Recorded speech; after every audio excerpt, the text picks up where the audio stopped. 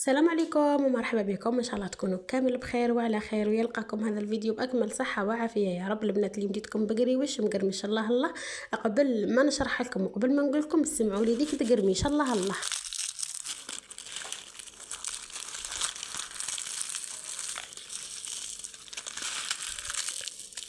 الصوت راه يشرح نفسه، والتوراق راكم تشوفوا فيه في الصوره واضح وباين، ماني مخبيه عليكم والو.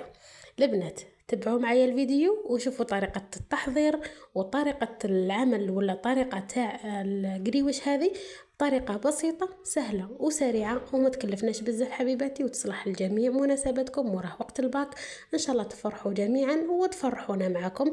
يلا نروحوا مباشرة للمقادير وطريقة تحضير هذه الوصفة. تبعوا معايا الفيديو. هنا البنات نجيب غيسيبيو نحط فيه 500 غرام تاع الفارينه. البنات هنا اللي حبت تضاعف الكميه تضاعف عادي، ولا تعجن بالنص كيما انا درت حتى تكمليها وتزيدي النص الاخر.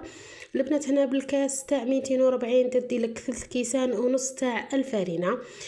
نعاود نقول لكم 500 غرام تاع الفارينه، رشه تاع الملح، مغرف خميره كيميائيه تاع الحلويات، اي تقسمي الكيس على 2. واحد الخمسة غرامات ولا تاع الفارينه، مغرف تاع لافاني بودره ولا سائله ما يهمش عادي. هنا البنات ندير 125 غرام تاع الزبده. هنا البنات من فضلكم الزبده ما تزيدوش ولو غرام، يعني خلوها 125 افضل باش تعطيكم نتيجه مليحه وما تخسر لكمش كي تكونوا طيبوا فيها، يعني ما تكسر لكمش كي تكون في الزيت. هنا البنات نحبك كامل هذيك الزبده وندخلها مليح في الفارينه كيما راكم تشوفوا. انا سرعت لكم الفيديو لانه عادي الشرح راه يوضح يعني احسن من الصوره. يعني تحبكي ديك الزبده مليح مع الفارينه حتى تحسي كامل هذوك الحبيبات تاع الفارينه تغلفوا بالزبده. ومن بعد تزيدي عليهم حبه تاع البيض اللي تكون متوسطه الحجم، ما تكونش يعني كبيره بزاف. كاينين حبه تاع البيض من ذاك ونلقاوهم يكونوا كبار. احنا البنات ديري حبه تاع البيض اللي تكون متوسطه الحجم، زيدي عليها مغرف تاع الخل ابيض ولا احمر ما يهمش، ونعجن بالمزهر احسن من الماء. البنات هناك تعجنوا القريوش تاعكم بالمزهر تبقى لك هذيك تقرميشه مده طويله، ما يطراش وما يعطيلكش هذاك التعلق، تبقى لك مقرمشه مده طويله. هنا نعجن مليح ذيك الفارينه تاعي، نعجنها ندخل كامل هذاك المزهر في الفارينه، ما نخلوش يعني دوك الحبيبات تاع الزبده ولا تاع الفارينه اللي يكونوا محبحبين يعني يغلبوني. ندخل مليح بالعجين والدليك كما راكم تشوفوا. هنا نعجنها ولا ندلكها واحد ل5 دقائق حتى تحسيها ولات العجينه رطبه، كي تشوفيها من الفوق تصيبيها رطبه. ادلكيها مليح البنات، شوفوا مليح الفيديو راه يشرح نفسه. هنا البنات بقيت ندلك فيها حتى تحصلت على هذاك الوجه اللي الملمس تاعو يكون رطب، كي تشوفيه تسيبيه رطب. نقسم الكميه على 2، نسقمها مليح من الاطراف وكامل، ونجيب لها بابي كويس بابي فيلم نغلفها به، ولا تكون ساشي نقيه تاع السكر ولا اي ساشي الميوسونسيال يكون نقي وما يكونش مثقب باش ما يدخلكش كامل الهواء ليها وتفسد لك في الفريشيدر. شوفوا هنا البنات كيفاش نغلفها ونغطيها مليح، خليها محكومه يعني مليح. كي نروح نحلها ما نصيبهاش يابسه، كي نروح نحل العجينه تاعي بالحلال ما نلقاهاش يابسه من الاطراف ولا في هذوك التشققات. هنايا نحطها في الثلاجه الغد من ذاك ولا بعد ساعتين ولا 3 سوايع. المهم البنات تخلوا العجينه تاعكم تريحها مليح. انا خليتها باتت ليله كامله. شوفوا بعد ما باتت لي العجينه في الثلاجه شوفوا كيفاش راهي تطاوع فيا، يعني راهي تاخذ لي في الراي. هنا نحل العجينه بالحلال مليح، نرش المايزينا ونبقى نحل في العجينه تاعي كما راكم تشوفوا فيها. شوفوا البنات نرققها مليح. هنا بعد ما نحلها بالحلال ونرققها ونخلي لها هذا السمك اللي راكم تشوفيه واحد مليمتر ولا ماشي بزاف، ماشي خشينه بزاف، ولا 1 سنتيم ولا كيفاش يقولوا له ما عارفه. المهم البنات نطبقها على 3، نرشها بالمايزينا ونطبقها على 3، ونعاود نحلل المره الثانيه العجينه تاعي بعد ما ارتاحت، ونفتحها بالمايزينا فاني ما نخلوهاش بنات بلا مايزينا. من ذاك نديروا رشه خفيفه تاع المايزينا باش ما يلصقليش الحلال فيها. يا البنات راكم تشوفوا في طريقة العمل، يعني بسيطة. تبغوا تخدموا حطوا الفيديو قدامكم وخدموا بكل أريحية. بعد ما نطويها للمرة الثانية، وقبل ما نطويها ندير لها رشة تاع الميزينة تكون خفيفة، ونحطها في الثلاجة فاني حتى ترتاح. وحنعاود نحل القسم الزوج ولا الكمية الزوجة تاع العجينة اللي عندي. خليكم تشوفوا التفاصيل ولا خليكم تشوفوها بالتفصيل الممل، وما نحيش من الفيديو باش تركزوا مليح مع الخدمة.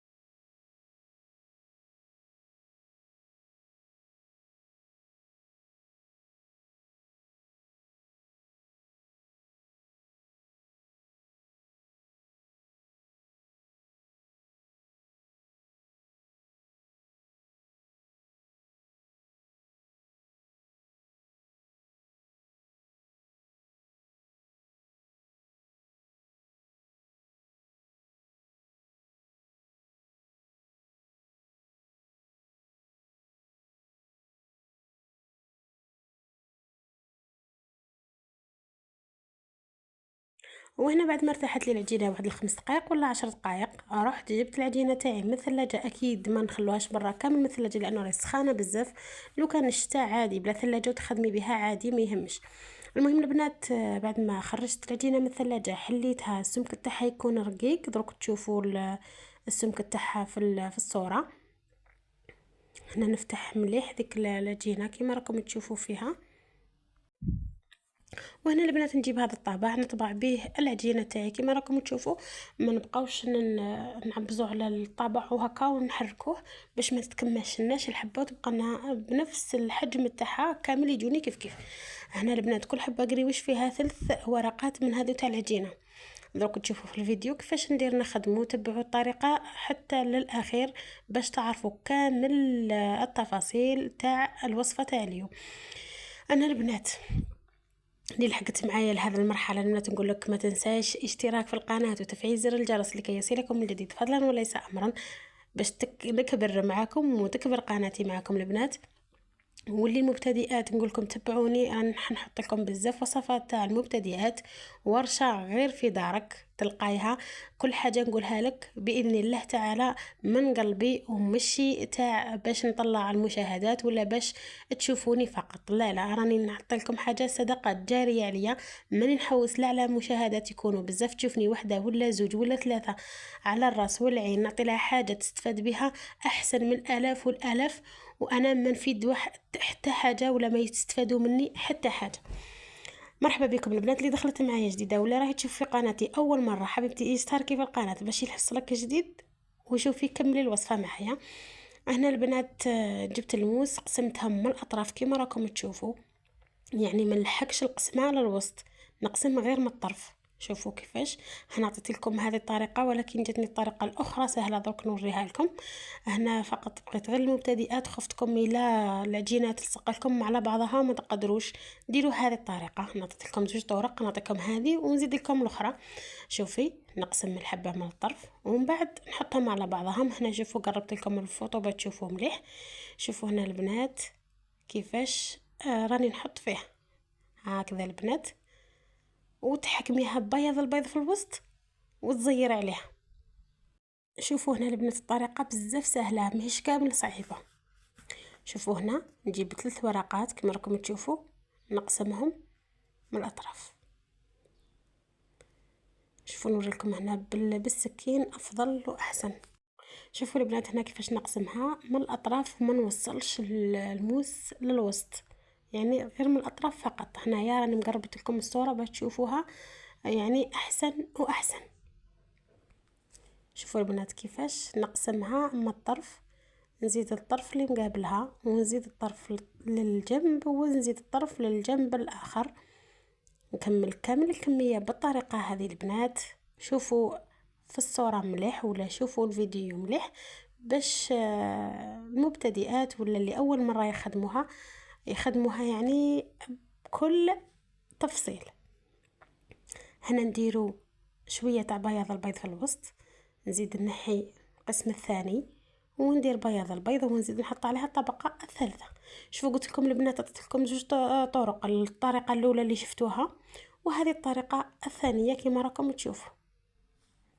يعني سهلة بزاف البنات، هنايا سهلة، في هذه سهلة عجبتني أحسن من الأولى. شوفوا هنا الطبقة الأولى والطبقة الثانية والثالثة هكذا البنات، شوفوا كيف نخدمها بكل بساطة. يعني اللي عندها بانسو ولا عندها بانسو صغير تخدم بالبانسو الصغير بياض البيض، ولكن أنا نفضل نخدم بيدي أحسن باش نحس بالحبة، باش نحس بالخدمة تاع الصح.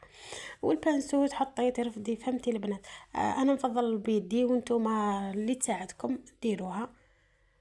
شوفوا البنات نكمل كامل الكمية ونوري لكم كيفاش نديرو نطيبوه.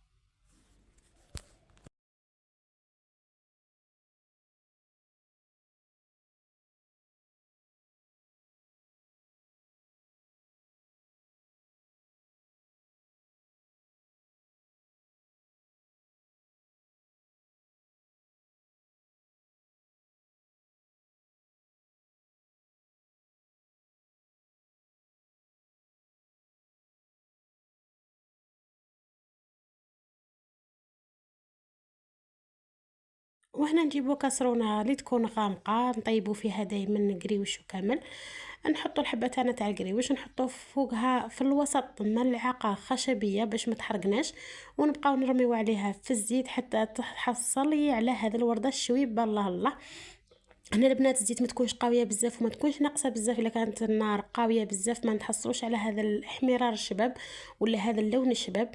تجينا محروقه من الفوق وتجينا معجنه من الداخل، وإلا نقصتوا لها راح تشرب بزاف الزيت وايضا تتفتت لكم وما تجيش كامل البنينه، تجي تقهم بالزيت. المهم البنات الطياب السر تاعو لازم تكوني تعرفي كيفاش ديري طيبي القاطو تاعك باش يعطيلك هذاك اللون الشباب. البنات هنايا التقديم ولا طريقة التقديم ما تعسليهاش وهي في طبسي ولا حاجة تغطسي الحبة وتجبديها راح تتفتت لك كامل، وما تحطيهاش، حطيها فوق الرياج وفرغي عليها العسل، ولا ديريها في الكيسات كيما انا راني دايرتها ومخليتها هنا. يا البنات شوفوا لي النتيجة اللي تحصلت عليها. البنات طريقة التسال فاني عندها دور مهم. قلت لك ديريها فوق القرياج وعسليها، ولا ديريها في الكيسات وعسليها كيما انا عسلتها كما تشوفوا فيها. شوفوا البنات ما نحكي لكمش عليها، فيها واحد البرنامج ما شاء الله خفيفه ما تقهمش، يستاهلوها غير الحباب وضيافنا الشابين. الله الله، نقول لكم بصحتكم وشهيتكم في الجنه، ونتلاقاو في الفيديو القادم بحول الله تعالى. دمتم في رعايه الله وحفظه. شكرا لكم والى اللقاء.